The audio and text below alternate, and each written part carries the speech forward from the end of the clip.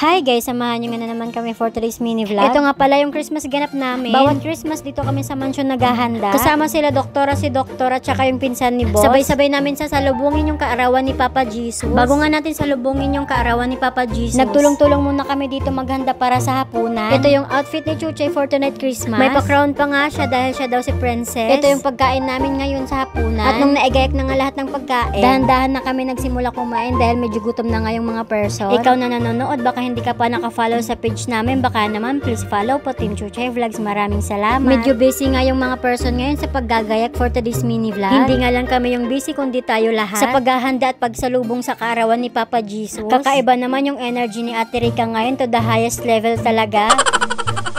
Dito nga rin nag-Christmas si Ate Virgie at si Martin. Si Ate Rebecca at Ate Wen silang dalawa lang yung magkasama ngayong Christmas. At baka makalimutan ko nga sabihin, Merry Christmas nga sa ating lahat. May dalang sushi bake yung dumating na pinsan ni Boss. Kasama niya yung girlfriend niya. Happy nga yung Merry Christmas namin dahil madami kayong magkakasama sa pagsalubong. After 3 years nga ngayon lang namin ulit nakasama si Ate Virgie sa Christmas. Wala kasing bisita sa bahay nila dito sa amin, kahit papano may bisita, kaya dito siya nag-Christmas. Maya-maya sabay-sabay na nga kami kumain. Merry Christmas at advance Happy New Year kay Ate Chun na kapatid ni Boss. At sa asawa niya na nandoon sila ngayon sa Australia. Merry Christmas nga din kay Doc Ryan at sa fiancé niya na si Isa na nandoon ngayon sa Canada. Merry Christmas nga din at advance Happy New Year sa mga nag-comment sa live namin nung nakarang araw. At syempre lahat ng mga followers natin, Merry Christmas at advance Happy New Year. Malapit na mag-alas 12, ginayak na nga ni Madam itong ham ng kakainin namin maya-maya. Dala pa nga ito nila Doktora at ni Doktor itong ham. May pa-hot choco pa nga si Madam. Lafangan nga na naman yung mga person for today's video. Pati nga rin si Chuchay ayaw magpahuli sa lafang. For the serve naman si Madam ng ham. O diba si Madam na ngayon nagsiserve ng pagkain, ganun kabait yung Madam namin.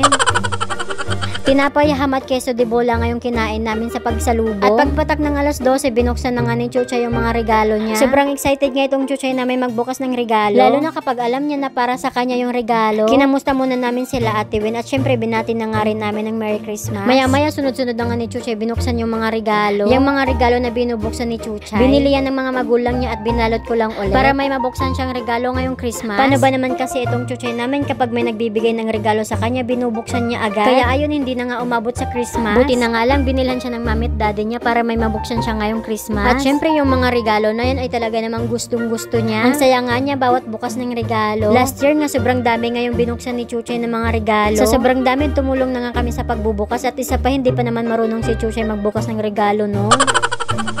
Ngayon alam na nga niya yung pagbubukas ng regalo kaya hindi na nga umaabot ng Christmas. Lahat ng bata excited magbukas ng regalo dahil sobrang excited nila kung ano yung laman ng regalo. Binigay na nga ni Chuchay yung regalo niya kay angkong niya at saka kay wowa niya. At may kasama pang ang keys. Ngayon ko nga lang naalala na kami pala nila Ate Virgie, Ate Rica yung walang regalo kay Chuchay. Lista lang muna Chuchay, sa susunod na taon na lang. Pinagbubuksan na nga namin kung ano yung mga laman ng box ng regalo. Lahat ng mga laman ng box ay kilala ni Chuchay. Last year December hindi pa ako nag-upload ng mga mini vlog. January 6 ako nag-start mag-upload ng mga mini vlog. Magwa 1 year na nga next month. Maraming salamat sa mga followers, lalong-lalo na rin sa mga nagko-comment. At syempre sa mga nag-share sa mga video na ina-upload namin. Kahit sobrang layo pa nga natin sa 1,000 followers. Pero sige lang, laban lang, walang susuko basta nandyan kayo, Gina G. Huwag kayong magsasawa manood at maraming salamat sa mga suporta nyo. Pagkatapos nila magbigayan ng regalo at magbukas ng regalo, ito uwian na. O siya, hanggang dito na lang, bukas ulit, bye!